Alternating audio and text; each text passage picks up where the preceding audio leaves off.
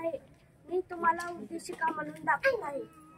आम्ही भारताचे लोक भारताचे एक सार्वभौम समाजवादी धर्मनिरपेक्ष लोकशाही गणराज्य घडवण्यास व त्या सर्व नागरिकांना सामाजिक, आर्थिक व राजनैतिक न्याय, विचार, अभिव्यक्ती, विश्वास, श्रद्धा व उपासना यांच्या स्वातंत्र्य, दर्जाची व संधीची समानता निश्चितपणे प्राप्त करून देण्याचा आणि त्या सर्वांमध्ये व्यक्तीची प्रतिष्ठा व राष्ट्राची एकता आणि एकत्व यांच्या आश्वासन देणारी बंधुता प्रवर्धित करण्याचा संकल्पपूर्वक निर्धार करून आमच्या संविधान सभेत आज दिनांक 26 नोव्हेंबर 1949 रोजी याद्वारे हे संविधान अंगीकृत आणि अधिनियमित करून स्वतः परत अर्पण करीत आहोत.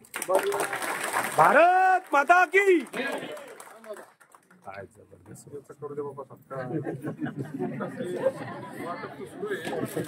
चांगलं काम करू